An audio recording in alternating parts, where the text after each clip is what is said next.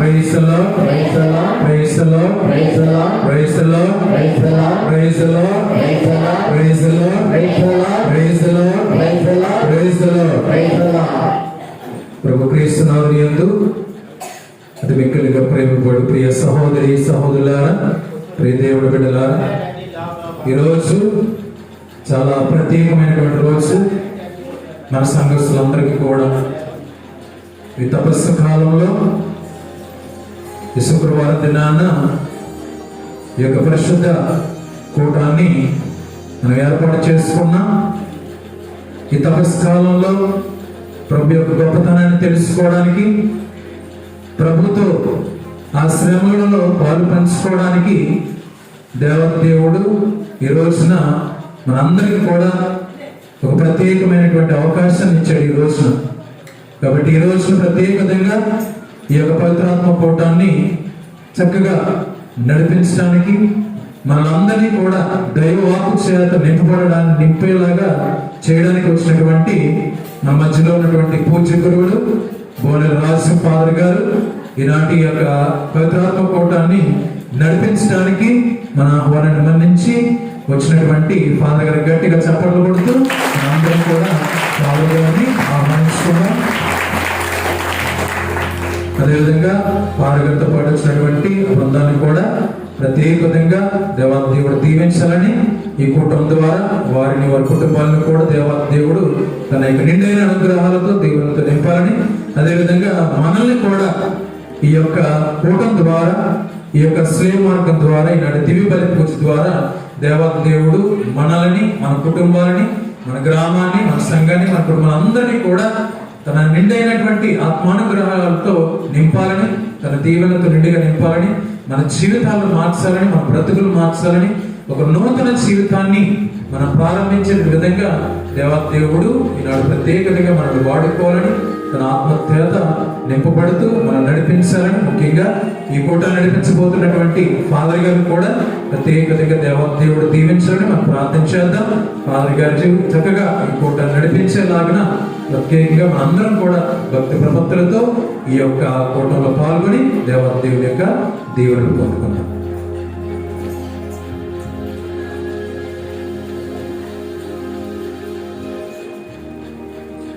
Father, ప్రియ సహోదరి సహోదరులారా, మిగతా రోజుల్లాగే ఈరోజు కూడా నేను దేవాలయానికి వచ్చాను, మిగతా రోజుల్లాగే ఈరోజు కూడా వాక్యం వింటున్నాను అనుకుంటే దీనివల్ల మీరు ఏది సాధించలేరు. శుద్ధ దండుగా దేవాలయానికి రావడం దండుగా, మీ పని మానుకొని ఇక్కడ కూర్చోవడం కూడా దండుగే.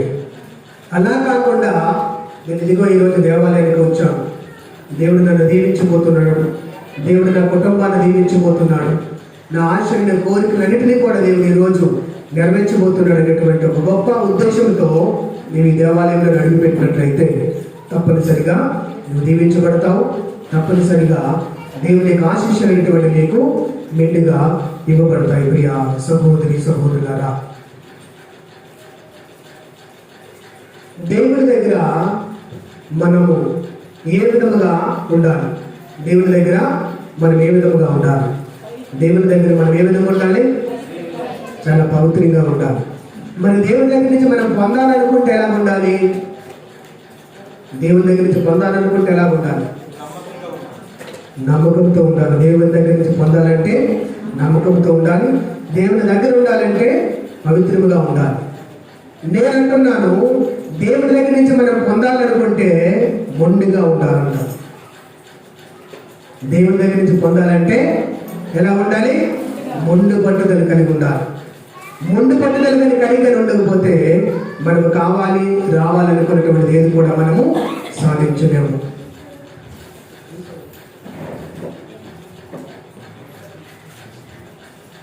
కాబట్టి మనం దేవుని దగ్గరికి మనం ఆయనకి చెందుకు మనం వచ్చి మనం అడుగుతున్నటువంటి సందర్భంలో దేవుని దగ్గర మనము ఆ మొండు పట్టుదలటువంటి కలిగి మనం ఉండాలి. చూడండి, కొన్నిసార్లు పిల్లలకి మనం ఏదైతే చేయొద్దంటామో వాళ్ళనే చేస్తారు.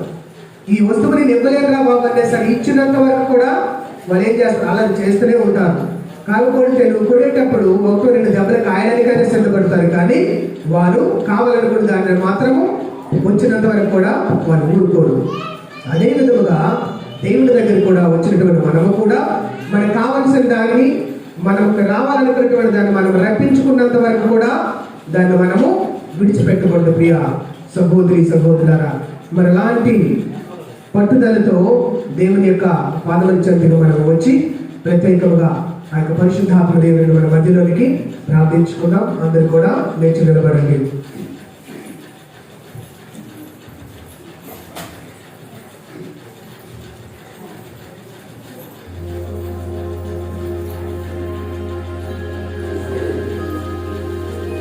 తండ్రి దేవా స్తుతి ఘన మహిమా, చెప్పండి స్తుతి ఘన మహిమా, తండ్రి దేవా స్తుతి ఘన మహిమా, తండ్రి దేవా స్తుతి ఘన మహిమా, తండ్రి దేవా స్తుతి ఘన మహిమా, తండ్రి దేవా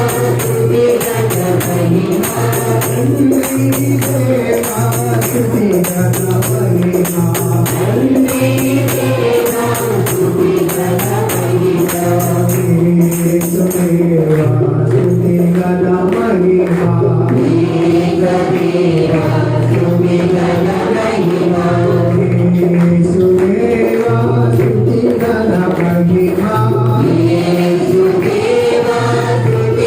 దేవా స్తుతి ఘన మహిమా, యేసు దేవా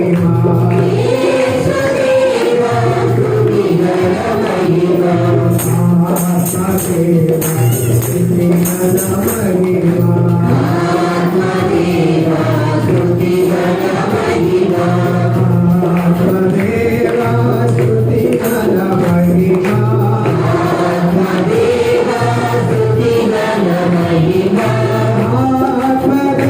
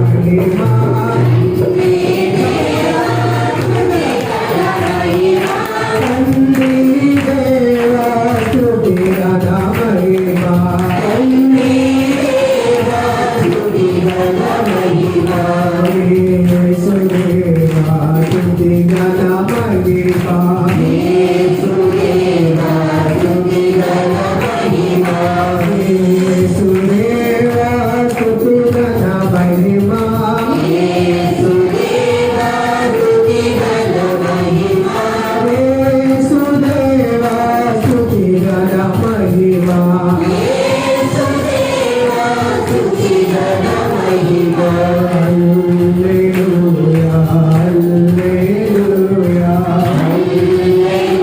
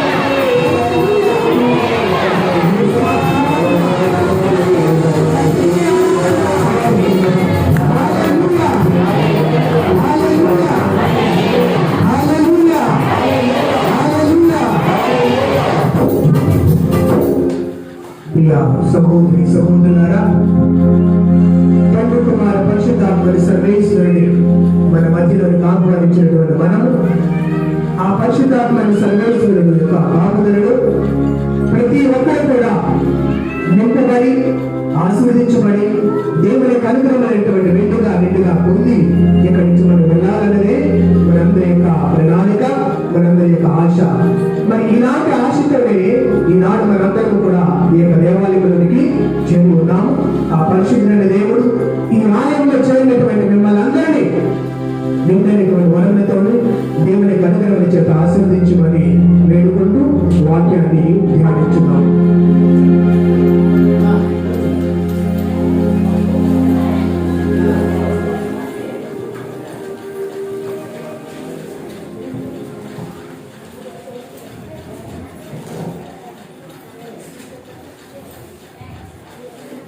ఒక కుర్రవాడు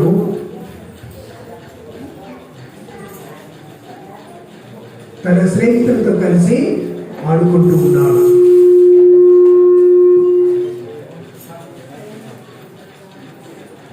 ఆడుకుంటున్నటువంటి ఆ సందర్భంలో ఇద్దరు స్నేహితుల మధ్య చిన్న గొడవ అనేటువంటిది వచ్చింది. ఆ గొడవ ఏంటంటే, ఒక అబ్బాయికి వాళ్ళ నాన్న 10 రూపాయలు ఇచ్చాడు. ఆ 10 రూపాయలు ఇచ్చి ఆ డబ్బులు తీసుకుని వెళ్ళి ఏదైనా కొనుక్కొని రారా అన్నాడు. ఈ 10 రూపాయలు తీసుకున్నటువంటి ఈ అబ్బాయి అక్కడి నుంచి షాప్కి వెళ్ళి ఒక 5 రూపాయలు కొనుక్కొని 5 రూపాయలు పట్టుకొని వచ్చాడు. ఈ మధ్యలో తన స్నేహితుడు ఒకటి కనిపించి 5 రూపాయలు నాకు ఇవ్వరా, మళ్ళా నీకు రేపు ఇస్తాను మా డాడీకి అడిగని చెప్పా. 5 రూపాయలు కూడా తీసుకున్నాడు. తీసుకొని ఈ అబ్బాయి మొదటి రోజు అయిపోయింది, ఇవ్వలేదు. రెండో రోజు అయిపోయింది, ఇవ్వలేదు. మూడో రోజు వెళ్ళి ఇస్తావా ఇవ్వవా అని చెప్పి గట్టిగా అడిగాడు. అడిగేసరికి నా దగ్గర డబ్బులు లేవు, మా డాడీ నాకు ఇవ్వలేదు, నేను ఇవ్వనున్నాను.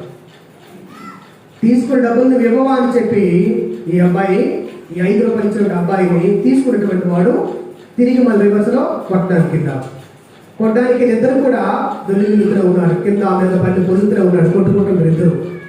ఇది చూసినటువంటి ఒక పెద్ద ఆయన పరిగెత్తించి, ఏమైనా ఏమైంది ఇద్దరు కొట్టుకుంటున్నారు అని అంటే, అంకుల్ నేను 5 రూపాయలు తీసుకున్నాడు, నేను అడిగితే ఇవ్వలేదు సరే కదా, తిరిగి నన్ను తరడానికి వస్తున్నాడని చెప్పారు.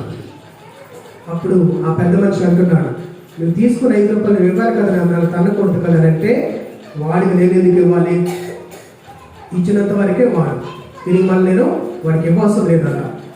నువ్వు ఎందుకురా మరి ఇవ్వడానికి మనం వెళ్ళిపోనా అన్నానంటే, అప్పుడు ఈ డబ్బులు ఇచ్చినటువంటి అబ్బాయి అంటున్నాడు, అంకుల్ నేను వాడికి 5 రూపాయలు నేను ఇచ్చాను, కానీ ఈ 5 రూపాయలు నేను ఇవ్వక ముందే వాటి దగ్గర 10 రూపాయలు తీసుకున్నాడు అంకుల్. వాడి 10 రూపాయలు ఇది 5 రూపాయలు 15 రూపాయలు నాకు ఇవ్వాలి, అది నేను అడిగితే మొత్తాన్ని కలిపి తనడానికి వస్తున్నాడు అంటున్నాడు. ప్రియ సహోదరి సహోదరులారా, ఈ లోకంలో డబ్బు మీద ఆశ ఉండేటువంటి వారు చిన్నతనం నుంచి ముసలిప్రాయం వరకు ప్రతి ఒక్కరికి కూడా డబ్బే ముఖ్యం. ఆ డబ్బు అనేటువంటి మనిషిని ఎలాంటి కార్యానికైనా సరే, ఎలాంటి వినాశనానికైనా సరే అది దారి తీస్తుంది. ప్రియ సహోదరి సహోదరులారా, మరి అలాంటి డబ్బు ఉన్నటువంటి ఆశతో ఉన్నటువంటి వాడు జక్కయ్య. అలాంటి ఆశ కోరిక కలిగినటువంటి వాడు జక్కయ్య.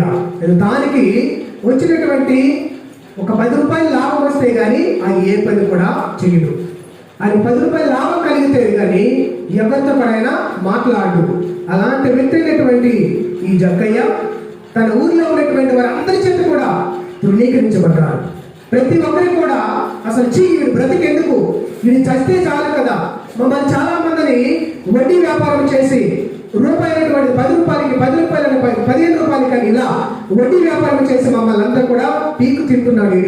వీడు లేకపోతే బాగుండు, వీడు చేస్తే బాగుండు, అసలు ఊళ్ళో ఉండకపోతే బాగుండని చెప్పి చాలా మంది ఇతరుని అసహించుకుంటూ ఉన్నారు. అసహించుకున్నటువంటి ఈ సందర్భంలోనే ఆయన ఎక్కడో ఒక రోజు నాడు యేసుక్రీస్తు అనేటువంటి మహనీయుని యొక్క మాటని ఆయన విన్నాడు. యేసుక్రీస్తు యొక్క మాటను ఆయన విన్నాడు. విని ఆయన అంటూ ఉన్నాడు, మరి దారిని వెళుతూ ఉన్నాడు. ఏంటో జనాభా ఎక్కడికి వెళ్తున్నారు అంటే, నజరేయుడైనటువంటి యేసు దారి వస్తూ ఉన్నాడు. ఎందుకు వస్తున్నాడు అని అంటే, ఆయన అనేక మంది పాపాత్ములని మందిస్తూ ఉన్నాడు. ఆయన అనారోగ్యంతో ఉన్నటువంటి వాడిని బాగు చేస్తూ ఉన్నాడు. అనేక మంది విపత్తులు ఉన్నటువంటి వాడిని విడిపిస్తూ ఉన్నాడు. అలాంటి మహనీయుడు మాదిరినటువంటి దారి గుండా వస్తూ ఉన్నాడు అని విన్నాడు ఈ జక్కయ్య. విన్నంతనే తన మనసులో కలిగినటువంటి ఆలోచన, నన్ను అసహించుకున్న మనుషుల మధ్య నేను కనిపించానా, నన్ను తనడం గ్యారంటీ. నన్ను అసహించుకున్న మనుషుల మధ్య నేను వెళ్ళానా, తిట్టడం గ్యారంటీ. అందుకని ఆయన ఏం చేశాడంటే, ఎవరికి తెలియకుండా రహస్యంగా పరిగెత్తి వెళ్ళి చెట్టు ఎక్కాడు. ఆయన చెట్టు ఎక్కి ఆ చెట్టు మీద నుంచి ఆ దారి గుండా పోతాడు కదా, ఈ వెళ్ళినటువంటి మహానీయుడిని, పాపాలు క్షమించే వ్యక్తిని, పాపాలను బంధించేటువంటి వ్యక్తి అయినటువంటి ఆ నజరేయుడైనటువంటి యేసును నేను చూడాలి అని చెప్పి ఆయన చెట్టు ఎక్కాడు. ప్రియ సహోదరి సహోదరులారా, చెట్టు ఎక్కినటువంటి ఆయన్ని ఇక అక్కడి నుంచి దైవత్వము, మానవత్వము, దేవుడు మానవునికి మధ్య జరిగినటువంటి సంభాషణ మనం ఈరోజు మనము చూస్తూ ఉన్నాం. ప్రియ సహోదరి సహోదరులారా, లూకా సువార్త 19వ అధ్యాయము చూస్తూ ఉన్నాము. లూకా సువార్త 19వ అధ్యాయంలో మనం చూస్తూ ఉన్నాము. ప్రియ సహోదరి సహోదరులారా, ఇక యేసుక్రీస్తు ఆ దారి వెంట వెళుతూ ఉన్నారు. వెళుతున్నటువంటి ఆయన తన దారి తాను వెళుతూ, ఎవరు కూడా వాక్యములు మీరు చూడండి, ఏ ఒక్కరు కూడా ప్రభువా నీ కోసం అదిగో జక్కయ్య చెట్టెక్కాడని ఎవరు కూడా యేసయ్యకి చెప్పలేదు. వాక్యములు చూడండి, వాక్యములు చూడండి. చూడండి, యేసు అక్కడికి వచ్చినప్పుడు యేసు పైకి చూశాడే తప్ప ఎవరు కూడా ఆయనకి చెప్పారా? ఎవరు కూడా చెప్పలేదు. ప్రభువా నీ కోసం ఇదిగో ఈ జక్కయ్య పరిగెత్తుకుని వచ్చాడు, నీ జక్కయ్య జనాల మధ్యలో తనను కాస్తాడేమని చెప్పి భయపడి అందుకని మీ దగ్గరికి వచ్చాడు, అందుకని చెట్టు మీద ఉన్నాడు చూడండి ప్రభువా అని చెప్పి ఎవరు కూడా ఆయనకు చెప్పలేదు. కానీ ఎవరు గ్రహించారు? అది యేసుక్రీస్తు మాత్రమే గ్రహించాడు. ఏమని గ్రహించాడంటే, ఒక పాపాత్ముడు పరితపిస్తూ ఉన్నాడు, ఒక పాపాత్ముడు వెదన పడుతూ ఉన్నాడు, ఒక పాపాత్ముడు బాధపడుతూ ఉన్నాడు, ఒక పాపాత్ముడు నా కోసమై అన్వేషణ చేస్తూ ఉన్నాడు, ఒక పాపాత్ముడు నా కోసమై వెతుకుతూ ఉన్నాడని చెప్పి ఆ వెతుకులాటలో ఉన్నటువంటి ఆయన ఆరాటాన్ని, పోరాటాన్ని యేసయ్య తన కళ్ళారా చూశాడు. ఆయన ఎవరు మనుషులు ఎవరు కూడా గుర్తించకపోయినప్పటికీ కూడా, మనుషులు ఎవరికి కూడా గ్రహించలేనప్పటికీ కూడా, ఆ పాపాత్ముడైనటువంటి జక్కయ్యను యేసుక్రీస్తు మాత్రమే గ్రహించాడు. యేసుక్రీస్తు మాత్రమే గుర్తించి ఆయన పైకి చూస్తూ ఉన్నాడు. ఇదిగో జక్కయ్య, చెట్టు మీద ఉన్నటువంటి నీవు కిందకు దిగిరా అని అంటున్నాడు. అనగా దేవుని యొక్క ఆలోచన ఎటువైపు ఉంటుంది? దేవుని యొక్క ఆలోచన పరలోకం అయిపోతుంది. అనగా ఈ జక్కయ్య ఎక్కడున్నాడు? పరలోకానికి భూలోకానికి మధ్యన వేలాడినట్టుగా ఉన్నాడు. ఆయన పరలోకానికి భూలోకానికి మధ్యన వేలాడినట్టుగా ఉన్నాడు. అనగా యేసయ్య చూపనేటువంటి పరలోకం వైపు ఉండగా, ఈ పైన ఉన్నటువంటి చెట్టు మీద ఉన్నటువంటి జక్కయ్య తన యొక్క చూపు ఎవరి వైపు ఉన్నది? యేసయ్య మీద ఉన్నది. Praise the lord, hallelujah, hallelujah, హల్లెలూయా. ఈ జక్కయ్య యొక్క చూపు అనేటువంటిది యేసయ్య మీద కనుక మొట్టమొదటిగా ఆయన భూమి మీద ఉన్నాయి, భూమి మీద ఉన్న ఆలోచన ఆయన చూపుని భూమి మీదకి ఎప్పుడైతే కేంద్రీకరించారో, ఆకాశానికి భూమికి మధ్యలో ఒక వ్యక్తి అంటూ ఉన్నారు. ఎవరు ఆ వ్యక్తి? ఆయనే యేసయ్య. ఈ యేసయ్య అక్కడ జక్కయ్య చెట్టు మీద ఉన్నటువంటి జక్కయ్య కిందకు చూస్తూ ఉండగా పూర్తిగా భూమిని కూడా ఆయన చూడలేదు. ఎందుకని?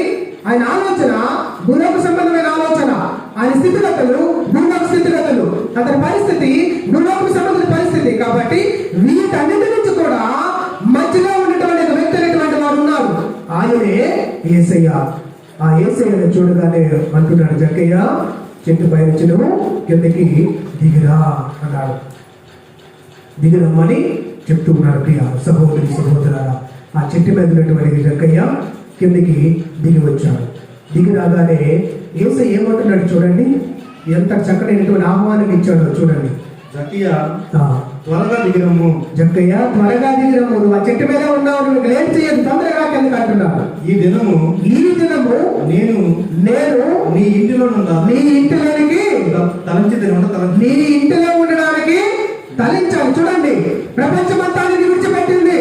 నీ బంధువులు ఎవరు నీ దగ్గరికి రావట్లేదు, నీ చుట్టుపక్కల ఎవరు నీ దగ్గరికి రావట్లేదు, నీ పిల్లలు కూడా అసహించుకుంటూ ఉన్నావు, నీ సమాజం కూడా నిన్ను అసహించుకుంటుంది. కానీ నేను మాత్రము వెతుక్కుంటూ నీ పేరు పెట్టి నేను పిలిచి నేను నీ దగ్గరికి వస్తూ ఉన్నాను అంటున్నాడు. Praise the lord, hallelujah, hallelujah, hallelujah, hallelujah, హల్లెలూయా.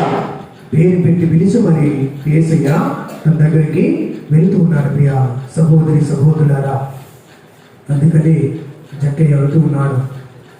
నా పేరు పెట్టి పిలిచినావు దేవా, నీకు స్తోత్రము. నా పేరును అరచేతను రాసిన దేవా, నీకు స్తోత్రము. నా పేరు పెట్టి పిలిచినావు దేవా, నీకు స్తోత్రము.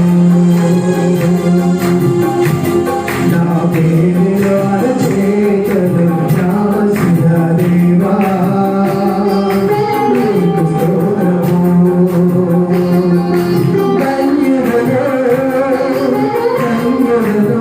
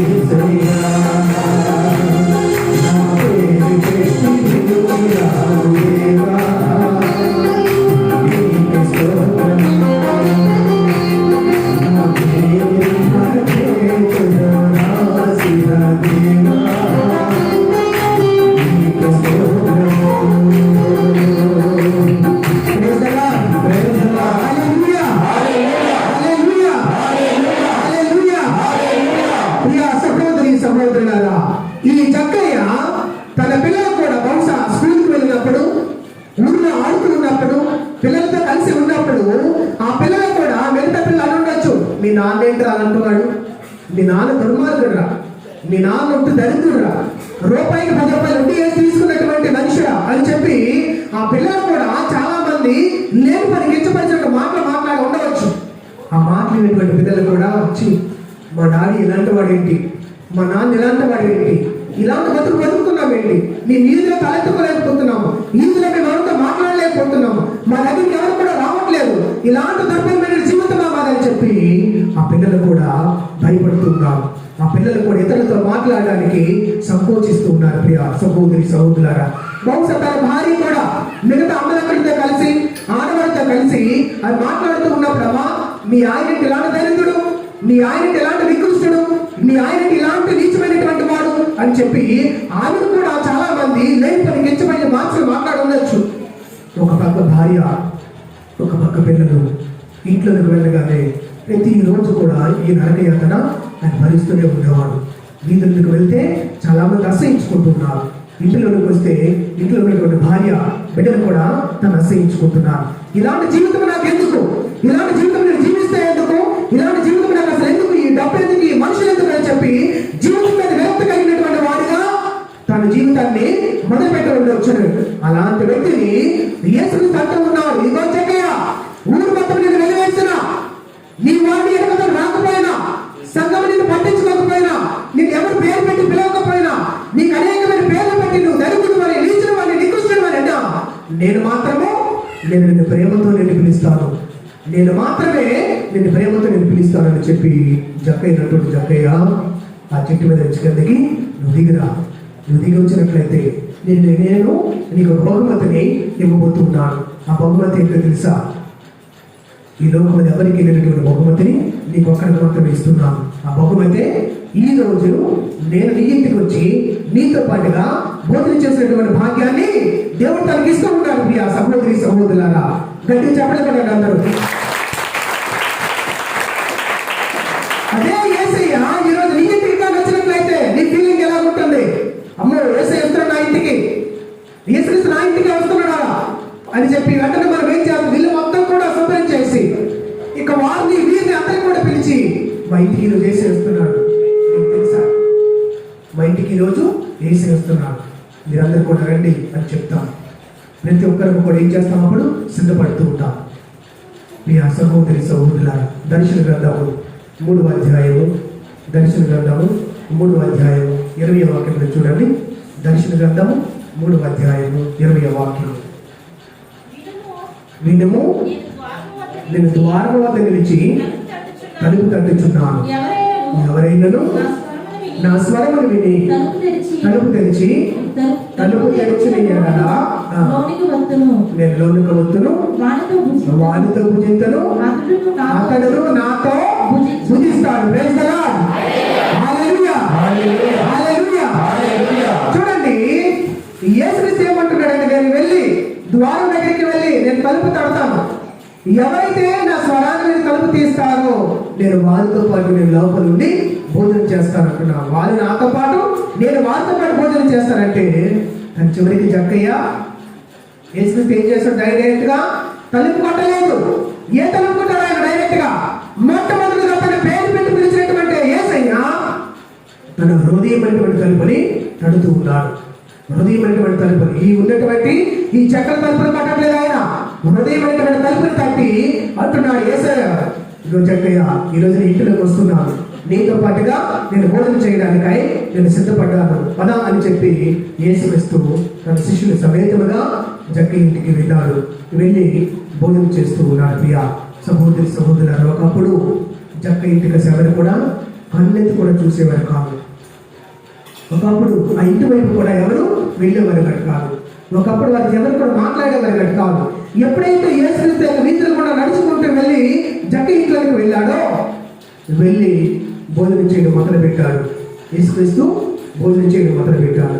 భోజనం చేసి మొదలు పెట్టగానే జక్కయ్యలో కలిగినటువంటి మార్పులు ఒక్కొక్కటిగా, జక్కయ్యలో కలిగినటువంటి మార్పుని ఒక్కొక్కటిగా మనము చూద్దాం. మొదటి మార్పు ఏమన్నాడు చూడండి. నేను ఎవరికైనా జక్కయ్య ఇంట్లో యేసుక్రీస్తు భోజనం చేశారు తర్వాత, ఆ తర్వాత మాట చూడండి. నేను ఎవరికైనా అన్యాయం చేసినచో 4 రెట్లు అతనికి ఇచ్చివేయదు. చూడండి, యేసుక్రీస్తు ఆ జక్కయ్య ఇంటిలోనికి రావడానికి ముందు జక్కయ్య తాలూకు పరిస్థితి ఎలా ఉంది? డబ్బులు తీసుకోవడమే కానీ ఇవ్వడమైనటువంటిది తెలియదు. డబ్బులు తీసుకోవడమే తప్ప ఇవ్వడమైనటువంటిది జక్కయ్యకి తెలియదు. అవసరం అనుకుంటే 10 రూపాయలకి ఇంకో 10 రూపాయలు వడ్డీ వేసి తీసుకుంటాడు తప్ప విడిచిపెట్టే ప్రసక్తే లేదు. అలాంటి జక్కయ్య చూడండి ఏమంటున్నాడు? యేసుక్రీస్తుతో కలిసి భోజనం చేసిన తర్వాత తనలో కలిగినటువంటి మొట్టమొదటి మార్పు ఏంటైనా అంటున్నాడు. మళ్ళీ వాక్యం చదువు. నేను ఎవరికైనాను 4 చూడండి, ఎవరికైనా అన్యాయం చేస్తే 4 రెట్లు ఇస్తానంటున్నాడు ఆయన. తర్వాత అందుకు యేసు నేను ఈ ఇంటికి praise the lord, hallelujah, hallelujah, హల్లెలూయా. తాను ఉన్నటువంటి సమస్తమును కూడా ఇవ్వడానికి సిద్ధపడ్డాడు. తాను కనుగొన్న ఆస్తిని, డబ్బును, ధనాన్ని, సమస్తాన్ని కూడా తిరిగి నేను ఎవరికైతే మోసం చేశాను, ఎవరికైతే దగ్గర నేను అన్యాయం చేశాను, ఆయనందరికీ కూడా నేను తిరిగి ఇచ్చేస్తున్నానయ్యా అని చెప్పి ఆయన అంటూ ఉన్నాడు. అయితే ఆయన ఏం చేశాడు? గడించేటువంటి అంతా కూడా తిరిగి ఎవరికి ఇస్తున్నాడు? ముందు వాక్యంలో చదివితే నేను ఎవరికైనా అన్యాయం చేస్తే వాళ్ళకి 4 రెట్లు ఇస్తానంటున్నాడు. ఎవరికైనా అన్యాయం చేస్తే వాళ్ళకి 4 రెట్లు ఇస్తానంటున్నాడు. తర్వాత తనకు ఉన్నటువంటి ఆస్తి అంతటిని కూడా పేదలకు దానం చేయడానికై ఆయన సిద్ధపడ్డాడు. మరి దాన్ని బట్టి ప్రియ సహోదరి సహోదరులారా, ఈ జక్కయ్యలో ఏం జరిగిందంటే డబ్బు అనేటువంటి ఆశ అనేటువంటి మొత్తము కూడా దిగిపోయింది కిందకి. డబ్బు మీద ఆశ అంతా కూడా మొత్తం దిగిపోయింది. అంతా కూడా ఆయన అంటూ ఉన్నాడు, అయ్యా నేను ఎవరికైనా అన్యాయం చేసినట్లా వాళ్ళకి రెట్టింపని ధనం ఇస్తాను, పేదలైన ధనాన్ని కూడా నేను ఇస్తాను, ఎవరికైనా సరే ద్రోహం చేసినట్లయితే వాటన్నిటిని కూడా తిరిగి నేను ఇచ్చేస్తానని చెప్పి ఆయన ఆ తప్పు చేసినటువంటి ఆ వ్యక్తి వెంటనే యేసయ్య దగ్గరికి వచ్చి ఆయన అంటున్నాడు, తన తప్పుల్ని ఎవరి ముందు ఒప్పుకున్నాడు?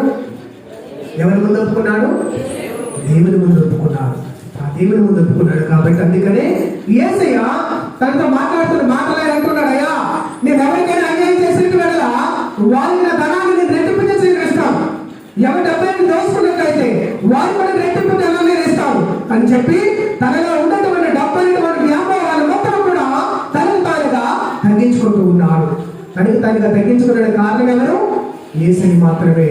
యేసుక్రీస్తే తన అట్లాంటి జీవితానికి దించాడు. ప్రియ సహోదరి సహోదరులారా, మొదటగా యేసుక్రీస్తు ఆయన్ని పేరు పెట్టి పిలిచాడు. రెండవదిగా తన ఇంట్లోకి ఆయన వచ్చాడు. మూడవదిగా ఈ జక్కయ్యలో ఉన్నటువంటి డబ్బులు వ్యాపారం అంతా కూడా దించేశాడు. మొత్తం అంతా కూడా చూడండి. మనలో కొంతమంది ఏమంటాం తెలుసా? ఇంటిలో ఒక తప్పుగా జరిగినట్లయితే ఏమంటాం? నాకున్నటువంటి పేరు ప్రఖ్యాత అంతా కూడా వాడు చేసిన ఒక్క పని వల్ల మొత్తం నీరు గారిపోయింది అంటాం. అవునా? వాడు చేసిన ఒక చెడ్డ పని వల్ల నా కుటుంబం అంతా కూడా వీధిలో పడిందని అంటాం. దానికి కారణం ఏంటి? ఆ చేసిన చెడ్డ పని వల్ల. కానీ ఇక్కడ యేసుక్రీస్తు తన జీవితంలోకి వచ్చిన తర్వాత, యేసుక్రీస్తు తన జీవితంలో జక్కయ్య జీవితంలో రాగానే తనకి ఏం కలిగిందంటే మారు మనసు వచ్చింది, డబ్బు మీద ఆశపోయింది, తన స్థితిగత తను తెలుసుకున్నాడు, ఎంత దుర్మార్గుడో గ్రహించుకున్నాడు, ఎంత పాపాత్ముడో తెలుసుకున్నాడు, ఎంతమందికి అన్యాయం చేశాడో తెలుసుకున్నాడు, ఎంతమంది జీవితంలో నాశనం చేశాడో తెలుసుకున్నాడు. అందుకనే యేసయ్య తనకిచ్చినటువంటి అత్యంత విలువైనటువంటి బహుమతిని ఆయనకిస్తూ ఉన్నాడు. ఆ బహుమతే తర్వాత వాక్యం ఇచ్చిన నేడే ఇంటికి రక్షణ వచ్చినది. నేడే ఇంటికి రక్షణ వచ్చింది. గట్టి చెప్పండి కొట్టండి. నేడే ఇంటికి రక్షణ వచ్చింది. అదే విధంగా నేను మన జీవితాన్ని కూడా యేసయ్య అంటున్నాడు, ఇదిగో ఈ రోజే నీ జీవితంలో రక్షణ రాబోతుంది, ఈ రోజే నీ జీవితంలోనికి స్వతంత్ర కలగబోతుంది, ఈ రోజే నీ జీవితంలో రక్షణ భాగ్యం వస్తూ ఉన్నది, ఈ రోజే నీ జీవితంలో నీ భర్త మారబోతూ ఉన్నాడు, ఈ రోజు నీ జీవితంలో నీ పిల్లలు మారబోతూ ఉన్నారు, ఈ రోజు నీ జీవితంలో అనేక అనుగ్రహాలు ఇవ్వబోతూ ఉన్నాడు. కానీ నువ్వు మాత్రమే సిద్ధముగా ఉన్నావా? నువ్వు సిద్ధముగా ఉండాలనుకుంటే ఏం చేయాలి? ఆ జక్క ఏ విధంగా అయితే తనలో ఉన్నటువంటి సమస్తాన్ని కూడా విడిచిపెట్టేశాడు. ఆయన డబ్బుల వ్యాపారం విడిచిపెట్టాడు, బంధుత్వమైనటువంటి వ్యాపారాలను విడిచిపెట్టాడు, ఆశమైనటువంటి విడిచిపెట్టాడు, అనేక దోషాలను విడిచిపెట్టాడు, అనేక అవరోధాలు విడిచిపెట్టాడు, అనేక ఆటంకాలు విడిచిపెట్టాడు, అనేక వ్యసనాలు విడిచిపెట్టాడు. సమస్తములు కూడా విడిచిపెట్టినటువంటి యేసయ్య సమస్తములు కూడా విడిచిపెట్టాడు. ఎవరో జక్కయ్య సమస్తములు కూడా విడిచిపెట్టాడు. జక్కయ్య సమస్తము కూడా విడిచిపెట్టిన తర్వాతే తనకి ఏం జరిగింది? రక్షణ భాగ్యమైనటువంటిది ఇవ్వబడింది. Praise the lord, hallelujah, hallelujah, hallelujah, hallelujah, హల్లెలూయా. నీ జీవితంలో నా జీవితంలో కూడా సమస్తములు కూడా మనం విడిచిపెట్టినే తప్ప మనలో రక్షణ అనేటువంటిది రాదు. సమస్తములు కూడా విడిచిపెట్టినే తప్ప దేవుని స్వస్థత నీకు కలగదు. సమస్తములు విడిచిపెట్టినే తప్ప నీ కుటుంబం బాగుపడదు. సమస్తములు విడిచిపెట్టినే తప్ప రోగాల నుంచి విముక్తి నీకు కలగదు. సమస్తములు వ్యాధుల నుంచి కూడా విముక్తిని పొందాలనుకుంటే దేవుడి దగ్గర నుంచి నీవు పరిపూర్ణమైనటువంటి జీవితాన్ని కలిగి ఉండాలి, పరిశుద్ధమైనటువంటి జీవితాన్ని కలిగి ఉండాలి. అనేక ఆటంకముల అవరోధుల నుంచి కూడా కలగడానికి ఆయన దగ్గరికి నువ్వు వెళ్ళి ప్రాధేయపడాలి. ఆయన దగ్గరికి వెళ్ళి నువ్వు అడగాలి. ఆయన దగ్గరికి వెళ్ళి సమస్తలను కూడా గ్రహించాలి. ప్రియ సహోదరి సహోదరులారా, ఇక ఈ జక్కయ్య తన జీవితానికి తను కోరుకున్నటువంటిది మొదలుగా జక్కయ్య ఏమైనా ఊహించాడా యేసుక్రీస్తుతో మాట్లాడతాడని? జక్కయ్య ఏమైనా ఊహించాడా? ఊహించలేదు కూడా. కనీసం యేసయ్య తన వంక చూస్తాడని కూడా దానికి నమ్మకం లేదు. కానీ తన వంక చూడటమే కాకుండా యేసుక్రీస్తు తన పేరు పెట్టి పిలిచి ఆయన తన ఇంటికి రమ్మని రప్పించుకొని ఆయనతో పాటు కూడా భోజనం చేసి ఆ రక్షణ భాగ్యం అటువంటిది ఆయనకి ఇస్తూ ఉన్నాడు. మరి ఇక్కడ తప్పు చేసినటువంటి జక్కయ్య, పాపాత్ముడైనటువంటి జక్కయ్య, డబ్బు మీద వ్యామోహమైనటువంటి జక్కయ్య, ఆయనకు ఒక్కడికి మాత్రమే యేసుక్రీస్తు రక్షణ భాగ్యం ఇచ్చాడా? ఆయనకు ఒక్కడికి ఇచ్చాడా? ఎంతమందికి ఇచ్చాడు? ఎంతమందికి ఇచ్చాడు? కాదు. అక్కడ విన్నట్టు లాస్ట్ మాట నేను చదవ, నేడే ఇంటికి రక్షణ వచ్చిన కాక అన్నాడు. చూడండి, నేడే ఈ ఇంటికి రక్షణ వచ్చిన కాక అంటున్నాడు. అని కాబట్టి ఆ సహోదరి సహోదరులారా, ఆ ఇంటిలో ఉన్న వారందరికీ ఆ రోజు రక్షణ అనేటువంటి యేసయ్య ఇచ్చడం అనేది జరిగింది. ఒకసారి గట్టించబడి అందరూ గట్టిగా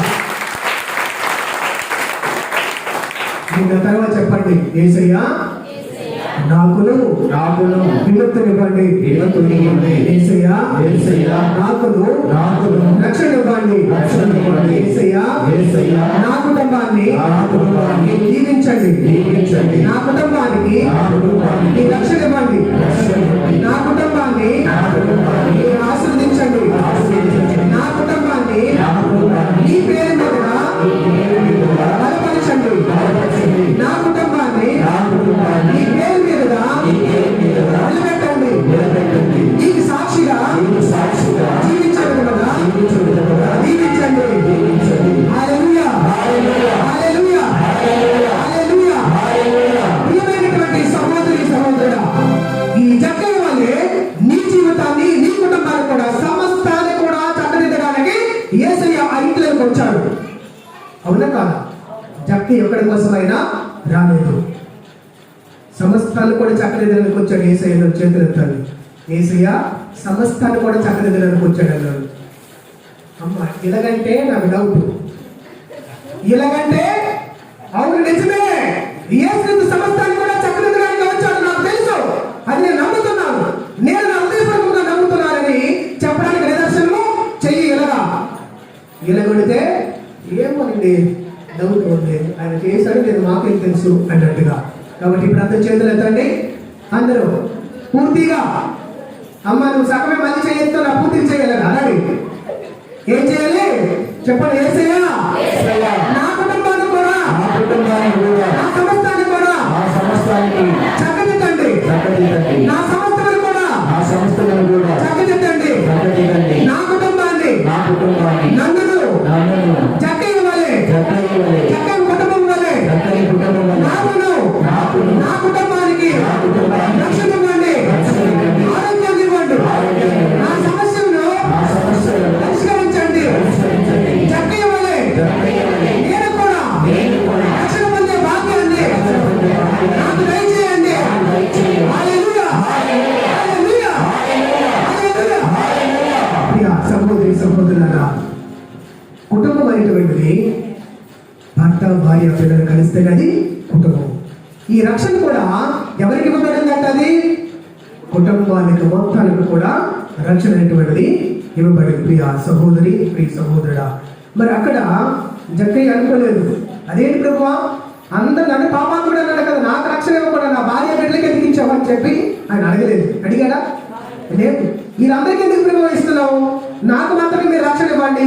నేనే కానీ మీ దగ్గరికి వచ్చాను, నేనే కానీ చెట్టు ఎక్కాను, నేనే కానీ మిమ్మల్ని ఇంటికి తీసుకొని వచ్చాను, నేనే భోజనం అంతా అరేంజ్ చేశాను కదా, అలాంటిది నాకు రక్షణ మానేసి మా ఇంటి అందరికి ఎందుకు ప్రభావిస్తాను అని చెప్పి జక్కయ్య అడగలేదు. ఎందుకంటే వాక్యం ముందుగా మనం చూస్తే ఈయనను అబ్రహాము కుమారుడే. ఆయన ఎవరు? జక్కయ్య అబ్రహాము కుమారుడు అంట. ఎందుకని అబ్రహాము కుమారుడు అంటే, అబ్రహాము కుమారుడు అని ఎందుకు అంటున్నాడంటే, అబ్రహాం అనేటువంటి ఆయన విశ్వాసం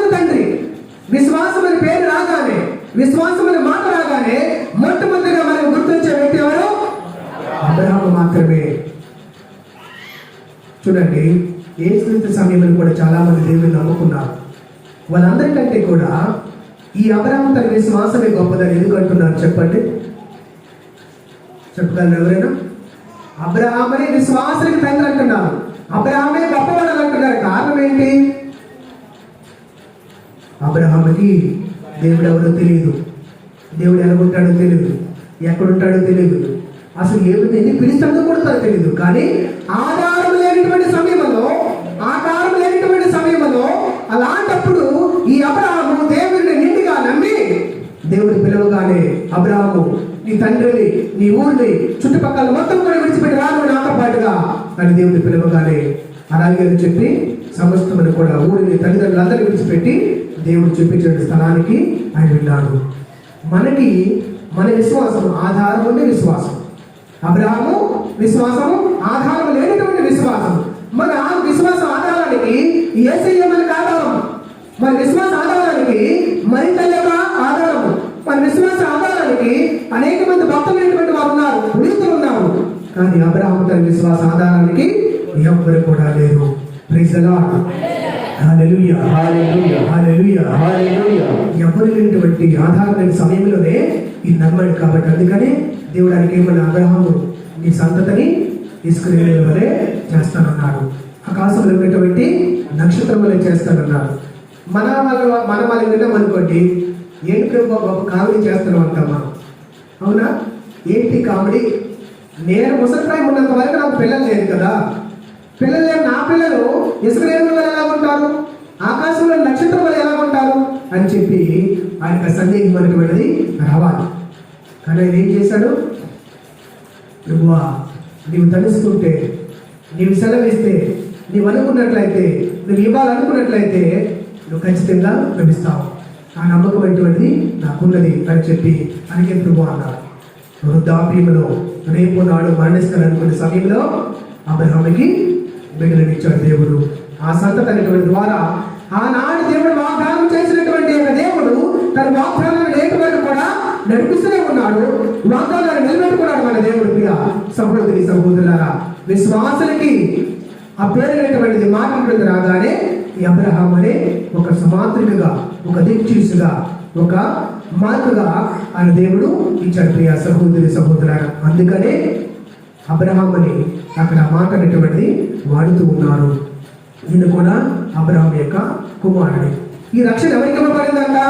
అబ్రహాము యొక్క సంతతి ఎవరెవరైతే ఉన్నారో వారికి మాత్రమే ఈ రక్షణ అనేటువంటిది ఇవ్వబడింది. ఈ రక్షణ ప్రణాళిక ఎవరికి చెప్పబడింది? అబ్రహాము మరి ఎవరెవరైతే విశ్వాసంలో జీవించారో వారికి మాత్రమే ఈ రక్షణ ప్రణాళిక చెప్పబడింది, వారికి ఇవ్వబడింది. వాళ్ళు జీవించమని చెప్తూ ఉన్నారు, వారు జీవించమని అనేక మంది సలహాలు ఇస్తూ ఉన్నారు, వాక్యం చెప్తూ ఉన్నారు, పరిశుద్ధమైన గ్రంథం పలుకుతూ ఉన్నది. అందుకని ఈయనను అబ్రహాము యొక్క కుమారుడే. అందుకని అలాంటి వాడికి మనము విశ్వాసంలో దిగి వచ్చాడు కాబట్టి, విశ్వాసంలో నీకు రప్పించబడ్డాడు కావున ఇతరులను అబ్రహాము కుమారుడే. కాబట్టి ఈయన కూడా రక్షించబడాలి, ఈయన కూడా రక్షణ పొందాలి, తన కుటుంబం కూడా దీవించబడాలి, తన కుటుంబం కూడా రక్షణ ప్రణాళికలో ఒకరిగా ఉండాలి, వారి కుటుంబం కూడా దేవుని చేత ఆశీర్వాదం పొందాలని చెప్పి ప్రత్యేకంగా తన కుటుంబాన్ని దేవుడు దీవించాడు. ప్రియ సహోదరి సహోదరులారా, అలాంటి గొప్పదైనటువంటి భాగ్యాన్ని వారికి దేవుడు ఇచ్చాడు. యోహాను సువార్త 2వ అధ్యాయము, యోహాను సువార్త 2వ అధ్యాయము 7వ వాక్యం చదవండి. యోహాను సువార్త 2వ అధ్యాయము 7వ వాక్యము. ఆ బాణలను నీటితో నింపుడు అని యేసు వారికి చెప్పెను. అట్లే వారు వానిని అంచుల వరకు నింపిరి. Praise the lord. Hallelujah, hallelujah, hallelujah, hallelujah, hallelujah. చూడండి, యేసుక్రీస్తు ఆ బాణల్ని నింపడానికి ముందు ఆ బాణలు ఎలాంటివి? బాణలన్నీ కూడా ఖాళీగా ఉన్నటువంటి బాణలు అవన్నీ, అందులో నీరు లేదు, ఏమి కూడా లేవు. బహుశా ఆ బాణలన్నీ కూడా బోర్లించి ఉండొచ్చేమో, అందులో లేవు కాబట్టి బోర్లించి ఉండొచ్చేమో. అది ఇలాంటి బోర్లించినటువంటి ఆ యొక్క బాణలను ఏసేయమనడు, అవి తిరిగేసి అక్కడ పెట్టు, ఆ బాణల్ని నీటితో మీరు నింపండి అంటున్నారు. ప్రియ సహోదరి సహోదరులారా, ఖాళీగా ఉన్నటువంటి బాణలను యేసయ్య నీటితో నింపమని చెప్పాడు. మన జీవితంలో కూడా ఈ ఖాళీగా ఉన్నటువంటి విశ్వాసము, ఖాళీగా ఉన్నటువంటి జీవితము, ఖాళీగా ఉన్నటువంటి మన సమస్తాన్ని కూడా యేసయ్య నీటి ద్వారా మనల్ని నింపి, ఆ నింపడం కూడా ఏం చేస్తున్నాడు ఆయన? ఆ నీరు కూడా అనేటువంటిది పొంగినట్లుగా ఉన్నదని చెప్తున్నారు. అలాగే దేవుడు కూడా మనకి స్థాపన అనుగ్రహం కూడా ఎలా ఉంటుందంటే పొంగినట్లుగా ఖాళీగా ఉన్నటువంటి ఈ జీవితానికి. కొంతమంది అంటారు, నాకేంటి లేదండి, ఉద్యోగం లేదండి, సరైన ఆరోగ్యం కూడా లేదండి, ఆస్తి కూడా లేదండి, సెంటు భూమి కూడా నాకు లేదండి అనుకున్నటువంటి నీకు దేవుని నమ్ముకొని ఉన్నప్పుడు, ఆయన మీద ఆధారపడి ఉన్నప్పుడు ఆయన ఏం చేస్తాడు? ఖాళీగా ఉన్నటువంటి బాణల నీటితో నింపినటువంటి నింపమని చెప్పిన యేసయ్య, అదే యేసయ్య నీకు నాకు కూడా మన జీవితానికి అవసరమైన అనేకమైన అనుభవాల చేత ఆయన నింపుతాడు. ఆమేన్ చెప్పండి గంటలు. ఆమేన్, ఆమేన్. అదే యేసయ్య బాణలు నింపినటువంటి యేసయ్య, నీటితో నింపిన అదే యేసయ్య నీ జీవితాన్ని కూడా ఫుల్లుగా పొందుపడినట్లుగా దీవించబోతూ ఉన్నాడు. అదే యేసయ్య నీ కుటుంబానికి ప్రత్యేక అవసరాన్ని కూడా నిన్ను పొందుపడినట్లుగా ఇవ్వబోతూ ఉన్నాడు. నీ జీవితానికి అనారోగ్యంతో ఉన్నటువంటి నీకు ఆరోగ్యవంతులుగా చేసి శాశ్వతమైనటువంటి ఆరోగ్యాన్ని ఇచ్చే విధంగా దేవుడు నిన్ను నింపబోతూ ఉన్నాడు. ఆయన ఇచ్చే అనుగ్రహం కూడా ఎలాంటిదంటే పొంగిపోయినటువంటి విధముగా ఆయన నీ జీవితాన్ని, ఖాళీగా ఉన్నటువంటి నీ జీవితానికి, ఖాళీగా ఉన్నటువంటి మనసుకు, ఖాళీగా ఉన్నటువంటి మనస్తత్వానికి, ఖాళీగా ఉన్నటువంటి నీ కుటుంబానికి దేవునికి అనుగ్రహమైనటువంటి నీరు తోడవగానే ఆ నీరు చేత, పరిశుద్ధాత్మ చేత, పరిపూర్ణమైన వరముల చేత నీ కుటుంబం అనేటువంటిది నింపబడాలి, నీ కుటుంబం అనేటువంటి అక్కడికి రప్పించబడాలి. అలాంటి భాగ్యాన్ని దేవుడు నీకు కూడా ఇవ్వబోతున్నాడు. ప్రియ సహోదరి సహోదరులారా, ఒకవేళ ఆయన నీకు కానీ ఇచ్చినట్లయితే నీకు ఇచ్చేది కూడా ఎలాంటిదో తెలుసా? చాలా శ్రేష్టమైనటువంటి దాన్ని ఆయన నీకు ఇస్తాడు, చాలా విలువైన దాన్ని ఆయన ఇస్తాడు. వాక్యం చదవండి, 10వ వాక్యము, యోహాను సువార్త 2:10. ఎవడైనను మొదట శ్రేష్టమైన ద్రాక్షారసమును ఇచ్చును. అందరూ మత్తుగా త్రాగిన పిమ్మట తక్కువ రకపు రసమును ఇచ్చును. కానీ నీవు శ్రేష్టమైన ద్రాక్షారసమును ఇప్పటి వరకు ఉంచవని. చూడండి, శ్రేష్టమైన ద్రాక్షారసం ఎప్పటి వరకు ఉంచాడంటే ఆయన చెప్తే చివరి జనాలు అందరూ వెళ్ళిపోయారు. మిగిలిన మరి కొద్ది మంది మాత్రమే ఉన్నారు. ఆ కొద్ది మందికి మాత్రమే ఆ ద్రాక్షరసం అనేటువంటిది ఇచ్చారు, మిగతా వాళ్ళందరికీ కూడా ఇవ్వలేదు. మొదట అందరూ ఏం తాగారు? మొదట ఇచ్చినటువంటిది మనుషులు తయారు చేసినటువంటి ద్రాక్షరసాన్ని ఇచ్చారు. మొట్టమొదటి ఇచ్చినటువంటి ద్రాక్షరసం ఎలాంటిది అంటే ఏ కంపుకొట్టిన గోళం అది, అవునా? అది ఏ కంపుకొట్టిన బాను, ఆ నీళ్ళు ఎన్ని రోజుల నుంచి ఉన్నాయో, ఆ నీళ్ళు అసలు సరి కడిగినారో లేదు కూడా తెలియదు. ఆ పోసేటువంటి వారు నిండుగా పోసారో, సగంగా పోసారు, లేకపోతే అందులో కల్తీ ఏ రకం చేశారో కూడా ఎవరికి కూడా అది తెలియదు. కానీ దేవుడి ఇచ్చింది కూడా చూడండి, మొట్టమొదటిగా చూసినట్లయితే ఆ బాణలు ఖాళీగా ఉన్నాయి, ఎండబెట్టేసి ఉన్నాయి. అలాంటి వాటిని నీటితో నింపమన్నారు. నింపమన్నప్పుడు కూడా ఏమన్నారు ఆయన? అంచుల వరకు కూడా దాన్ని నింపమన్నారు. వెలుకనిదే మొదలవుతూ వెలుగు లేకుండా అంచుల వరకు కూడా దానిని నింపండి, నిండి పొరుల విధముగా చేయమన్నాడు. అది ఇప్పుడు ఆ చేసేటువంటి దానిని ఏ విధంగా అయింది? మామూలుగా ఉన్నటువంటి నీరుని ద్రాక్షారసముగా మారింది. ఈ ద్రాక్షారసముగా మారగానే చివరికి ఎవరికి ఇచ్చారు అది? అక్కడ అనేక మంది ఆ పెళ్లికి వచ్చారు. చాలా మంది చివరి పనులు వాళ్ళు చూసుకుని వాళ్ళు వెళ్ళిపోయారు. చివరికి ఎవరు మిగిలారు? మహా గొప్ప అదృష్టవంతులు మిగిలారు. ఆ రుచిని ఎవరు చూచారు? అందరూ చూడలేదు. ఎవరు చూచారు ఆ రుచి? కొద్ది మందికి మాత్రమే ఆ పరలోకమైనటువంటి రుచిని, యేసు ఇచ్చినటువంటి ద్రాక్షారసాన్ని, యేసు ఇచ్చినటువంటి అనుగ్రహాన్ని, ఆయన ఇచ్చినటువంటి అనేక మంది మేలును కొంతమంది మాత్రమే దాన్ని పొందగలిగారు. Praise the lord. హల్లెలూయా. ఈ అనుగ్రహాన్నిటిని కూడా కొంతమంది మాత్రమే పొందగలిగారు, అందరికీ కూడా దాన్ని పొందలేదు. అందరికీ అర్హత వచ్చిందా? అందరికీ అర్హత రాలేదు. అందరూ దాన్ని పొందగలిగారా? అందరూ కూడా పొందగలగలేదు.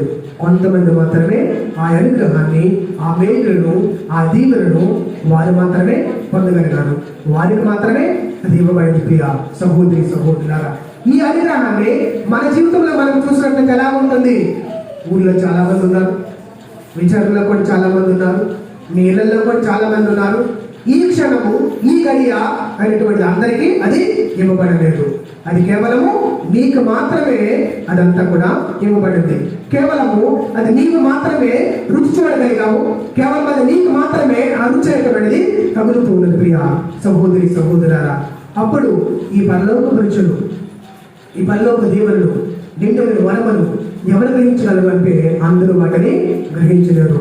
వాళ్ళు చాలా మంది వెళ్ళిపోయారు, కానీ ఎవరైనా గ్రహించాలని ఆ పెళ్లి పెద్ద మాత్రమే దాన్ని గ్రహించాడు. అంటుంది, ఏమయ్యా నువ్వు ఈ శ్రేష్టమైన ద్రాక్షరసాన్ని చివరి దాకా నువ్వు దాచేసావు, నువ్వు మొదట్లో నువ్వు ఇస్తే బాగుంది కదా, చిట్ట చివరిలో ఎందుకు ఇచ్చావయ్యా అని చెప్తూ ఉన్నాడు. అలాగే దేవుడు ఇచ్చినటువంటి దీవెనలు కూడా చిట్ట చివరి వరకు నీ కోసమైన భద్రపరిచి నీకు మాత్రమే ఇవ్వడానికి నేను దాస్తూ ఉంటాను. అది నీకు మాత్రమే అది ఇవ్వబడాలి. నువ్వు మాత్రమే అర్హుడు, నీవు మాత్రమే అర్హురాలు, నీ కుటుంబం మాత్రమే అర్హత ఉన్నది, నీ బిడ్డలు మాత్రమే అర్హత అనేటువంటి ఉన్నది. అది అందరికీ కూడా అది ఇవ్వబడదు, కొలద మందికి మాత్రమే అది ఇవ్వబడుతున్నది. ఆ ఇవ్వబడినటువంటి ఆ భాగ్యము కూడా ఎవరు గ్రహించారు? ఆ పెళ్లి పెద్ద ఒక్కడే గ్రహించడా. ఇంతకు ముందు ఇచ్చినటువంటిది ఎవరో తయారు చేసి ఇచ్చారు, అది నాశనకమైనటువంటిది. కానీ ఇప్పుడు ఇచ్చినటువంటిది ఇది శ్రేష్టమైనటువంటిది, ఇది ఖచ్చితంగా ఉన్నతమైనటువంటిది. నీ జీవితానికి కూడా దేవుడు అలాంటి ఉన్నతమైనటువంటి దానిని దేవుడు నీకు ఇస్తాడు. ప్రియ సహోదరి సహోదరులారా, దేవుడు మనకు నిత్యము నిరంతరము మన జీవితానికి అవసరమైనటువంటి అనేకమైనటువంటి అనుగ్రహాలను దేవుడు మనకి ఇస్తూ ఉంటాడు. అయితే ఇలాంటి అనుగ్రహమైనటువంటిది మనం పొందాలి అని అనుకుంటే ఏం చేయాలి అని అంటే, ఇలాంటి జీవితాన్ని మనం పొందడానికి మనకు అర్హత అనేటువంటిది చాలదు. ఇలాంటి జీవితాన్ని అంటే దేవుడిచ్చినటువంటి అనుగ్రహాన్ని, దేవుడిచ్చినటువంటి మేలును, దేవుడిచ్చినటువంటి అనేకమైనటువంటి స్వస్థత కార్యక్రమాన్ని స్వీకరించాలంటే అది ఎవరికి పెడితే అది వారికి ఇవ్వబడదు. మీరు చూడండి, ప్రత్యేక విధంగా జక్కయ్య జీవితాన్ని కూడా చూడండి. జక్కయ్య అనేక మంది పాపాత్ములు ఉన్నారు. అంతమంది పాపాత్ములలో కేవలము ఎవరికి అనుగ్రహం ఇవ్వబడింది? జక్కయ్యకు మాత్రమే ఇవ్వబడింది. బహుశా అనేక మంది సుక్కలు ఉన్నారు. సుక్కలు అందరికంటే కూడా ఈయనకి మాత్రమే ఎందుకు ఇవ్వబడింది? ఈయన మాత్రమే దానికి అదృష్టవంతుడు. ఆయన ద్వారా మాత్రమే దేవుడు ఒక మేలు చేయాలనుకున్నాడు. ఆయన ద్వారా మాత్రమే అనేకమైన అనుగ్రహములు ఇవ్వాలనుకున్నాడు. కావున దేవుడు మనకి ఇస్తామనుకున్న దాన్ని మనకి అనేక మార్లు ఆటంకాలు అనేటువంటివి జరుగుతూ ఉంటాయి, అనేక మార్లు అవరోధాలు అనేటువంటివి జరుగుతూ ఉంటాయని చెప్పి మన కీర్తన గ్రంథము 1వ అధ్యాయంలో మనం చూస్తూ ఉన్నాం. కీర్తన గ్రంథం